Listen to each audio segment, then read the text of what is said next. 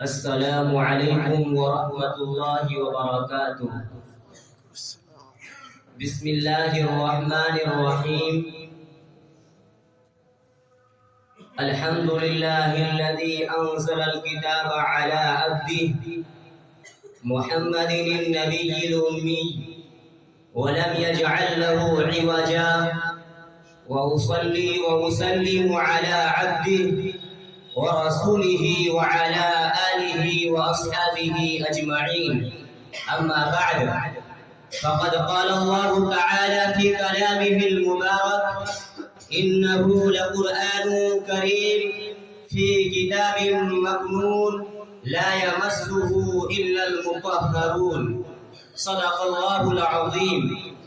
وقال نبينا وسيدنا صلى الله عليه وسلم: خيركم من تعلم القرآن وعلمه، أو كما قال عليه الصلاة والسلام.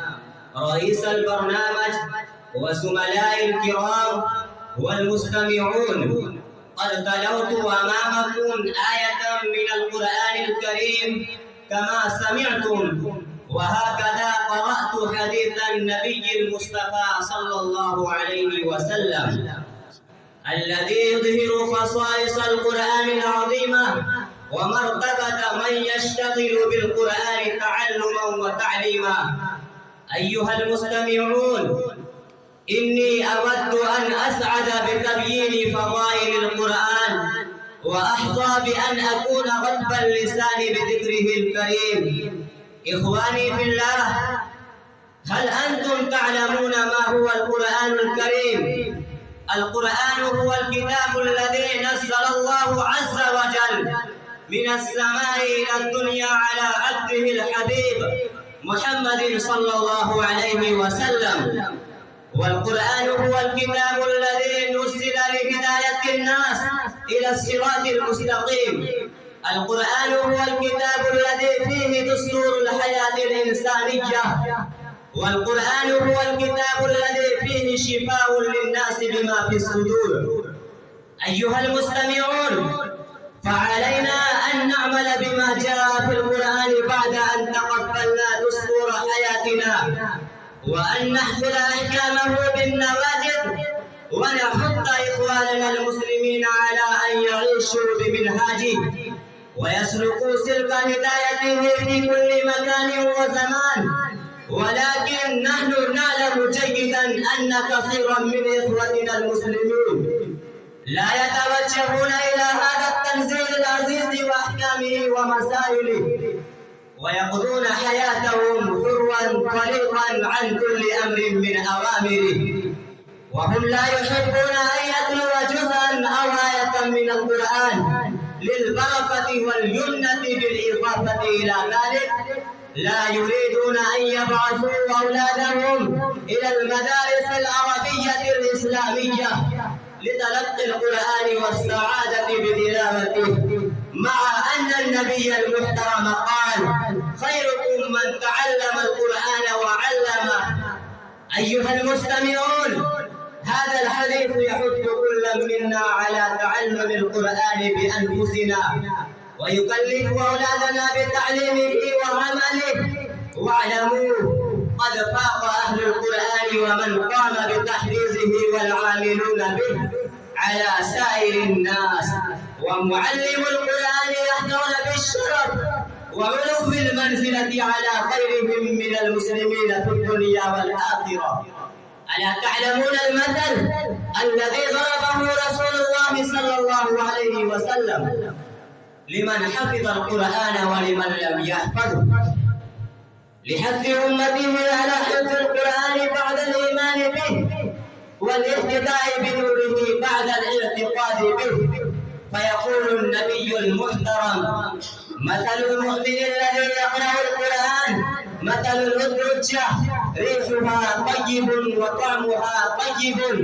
ومثل المؤمن الذي لا يقرأ القرآن كمثل التمرة التي لا ريح لها وطعمها حلو.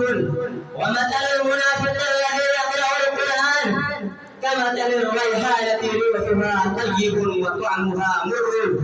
ومثل المنافق الذي لا يقرأ القرآن كمثل الحنظلة ليس لها ريح وطعمها مر. فيا إخواننا في الله، إن رسولنا صلى الله عليه وسلم يدعونا بهذا المثل إلى القيام بحفظ القرآن، ويراقبنا فيه هو نور حياتنا ونور هدايتنا. هذا هو القرآن المبارك الذي أعلن الله تبارك وتعالى صيانته، وقال في كلامه: إنا نحن نزلنا الذكر وإنا له لحافظون. فهل يسكن رجل تحت السماء بعد إعلان هذه الصيانة أن يستطيع ضياءه ودرسه ويطيق محوه ويقتدر على تحريفه وتبديله؟ فيكون الجواب: لا. أنتم تعلمون فرأى العالم رأي العين، وشاهدت الدنيا كلها ثورة كبيرة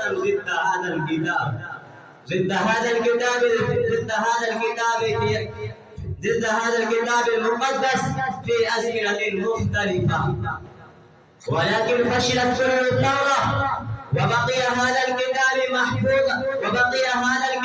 محفوظا مأمونا مفيضا نوره، ويستمر إن شاء الله هكذا إلى قيام الساعة، ولن تلد رجلا نابغا يستطيع تحريفه. وكيف يتوجه الناس إلى المحو والتحريف؟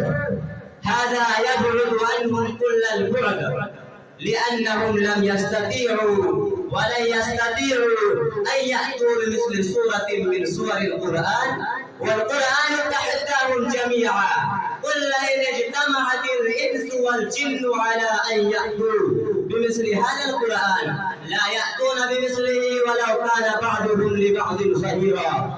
وقال في موضع آخر: فأتوا بسورة من مثله وادعوا شهداءكم من دون الله إن كنتم صادقين. إن الكفار بذلوا جهودهم الجبارة واختتموا مواهبهم البالغة في هذا الصدد، ولكن أخفقت مساعيهم المكثفة ورسبوا في هذا العمل الشنيع. إخواني، إلى أين نذهب؟ وكم مدة نتغافل عن القرآن؟ متى نلتفت إلى الله وإلى كلامه؟ تعالوا إلى كلمة التوحيد، تعالوا إلى كلام الله، تعالوا إلى جميع الدين القيم، فنفوز في الآخرة ونكون محبوبين لدى الله سبحانه وتعالى. أكتفي بهذه الكلمات. السلام عليكم ورحمة الله وبركاته.